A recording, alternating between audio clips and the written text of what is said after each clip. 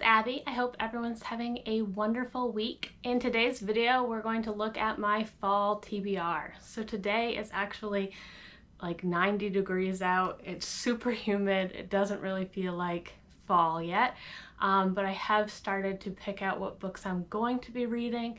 I will be doing a fall vlog and a couple different challenges during the fall season. I will also in October, or maybe a little bit before October, start doing themed videos where I give different suggestions of books you might want to read that have ghosts or vampires or witches, things like that. So stay tuned for those videos. I will also be giving updates on my Reading Around the World challenge. But for now, let's hop into my TBR. To start off, I have 3 middle grade novels. I'm going to start also with books I currently own. So 13 Witches Book 2. This was a really cute series I started last year. I read the first book last year. I've been waiting for them to come into paperback. There are 3 total right now. I don't know if there's going to be more. And this follows a young girl named Rosie, and she needs to defeat these different witches. Her mom has been put under a curse because of these witches, and I don't really want to get into what happened in the first one. You should definitely check it out though. It's just a really good, cute, kind of like female empowerment. She has a best friend. They're trying to figure out these things to save her mom. It's just a really cute story. Next we have The Strangers by Margaret Peterson Haydix, and this one follows a group of kids. Also, check trigger warnings for all the books on my TBR because I haven't read these books. Usually when I'm suggesting books, then I've read them, but because these are my books to read, I haven't read them yet. This one has the Greystone family. There's a bunch of bizarre coincidences. There's kidnapped children, and Chess, Emma, and Finn have their mom kind of take off on them on a mysterious trip, and they have to figure out the secrets. There is a second book to this. I don't know if there will be more or not, but if I really enjoy it, I will pick up the second one. And then the last middle grade novel, we have Ghosts by Victoria Schwab. Cassie almost died when she was little, and had kind of like the veil be pulled off between her world and the spiritual world, and she has a best friend who is a ghost. She later finds a girl who also has the same gift, and this is kind of their adventure. Next, the one manga that's making this list because it is a fall manga is Summer Ghost. There's an urban legend about an airfield where this summer ghost can be summoned, and these high school students come together. And this is a complete series, so it's a bunch of different manga, but this is a new print of it all in one. And I will be reading some other manga that's coming out this fall as it comes out, but this is the only like fall themed one that I'm going to be reading, and I'll probably get into it pretty soon because it's Summer Ghost, so seems like a good transition from summer to fall. I also have several mysteries that I'm going to be reading. The first is The Appeal by Janice Hallett, and this also has more books that have come out in the series since then. But the Fairway Players, a local theater group, is in the midst of rehearsals when tragedy strikes the family of director Martin Hayward and his wife Helen, the play's star. Their young granddaughter has been diagnosed with a rare form of cancer, and with an experimental treatment costing a tremendous sum, their castmates rally to raise the money to give her a chance at survival. But not everybody is convinced of the experimental treatment's efficacy, nor of the good intentions of those involved.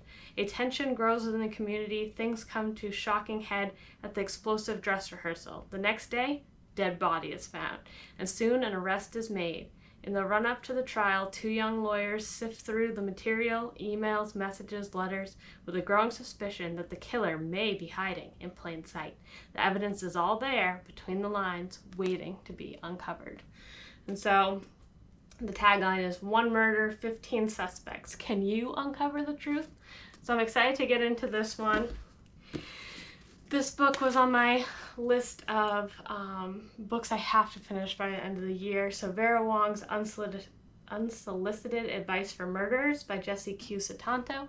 And she's the one who wrote Dial A for Aunties, and she has 3 books in that series, or will have 3 books in that series.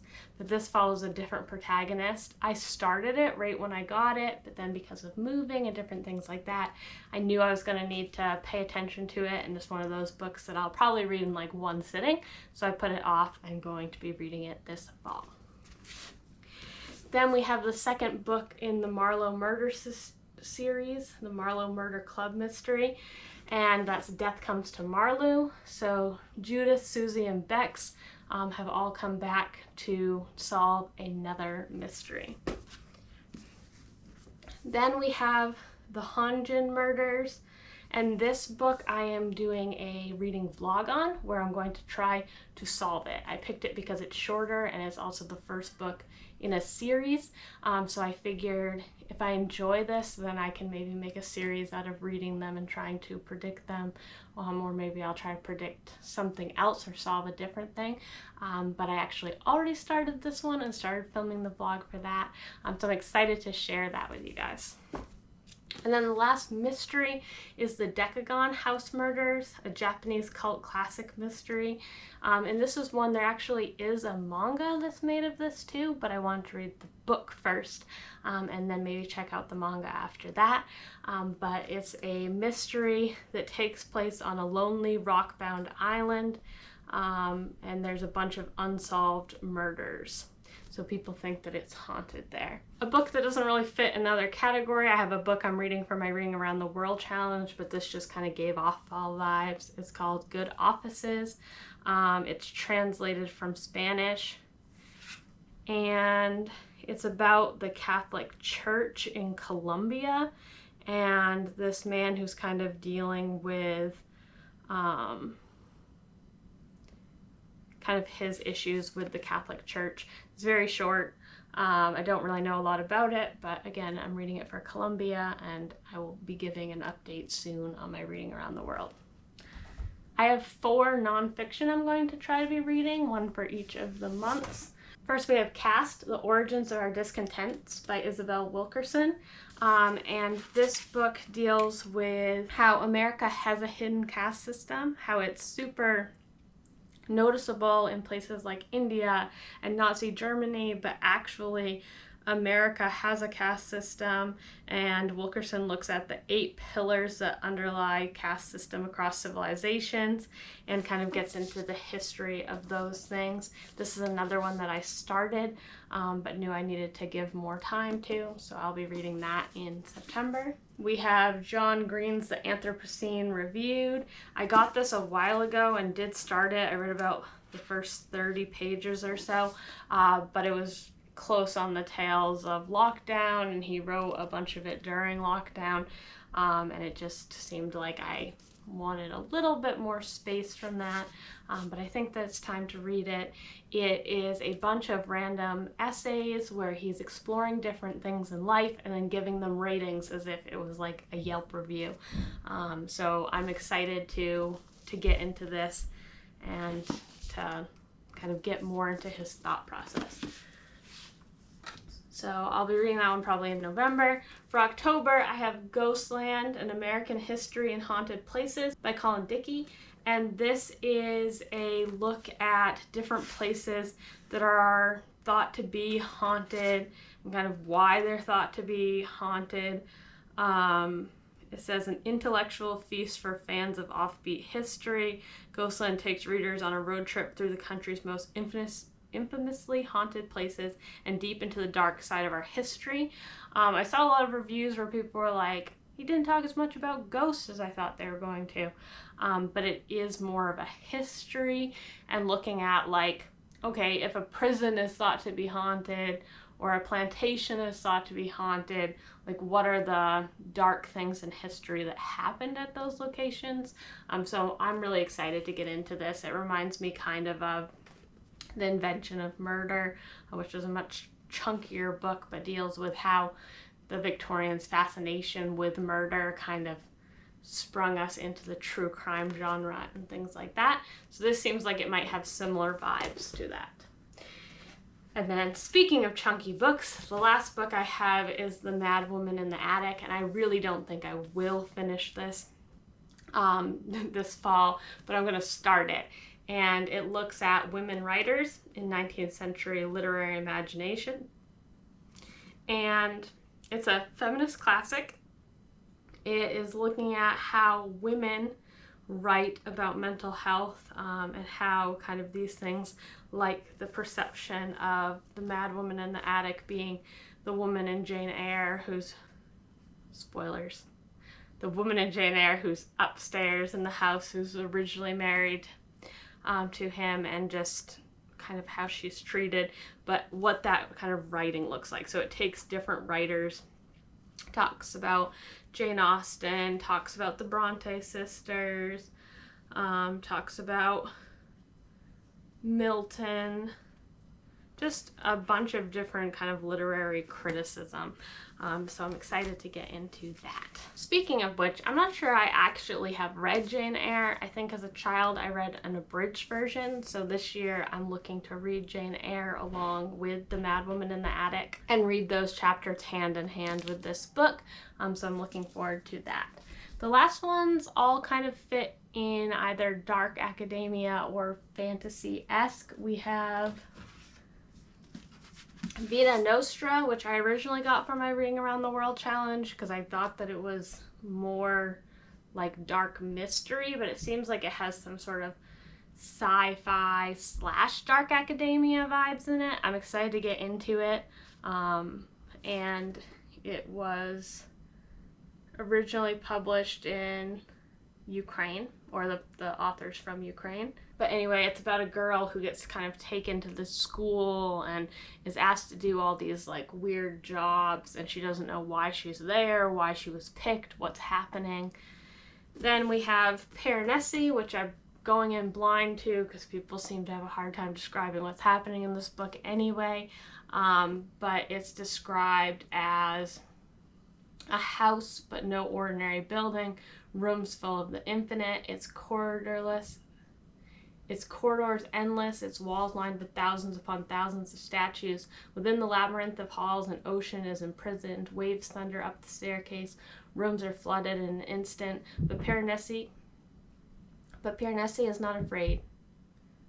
He understands the tides as he understands the patterns of the labyrinth itself.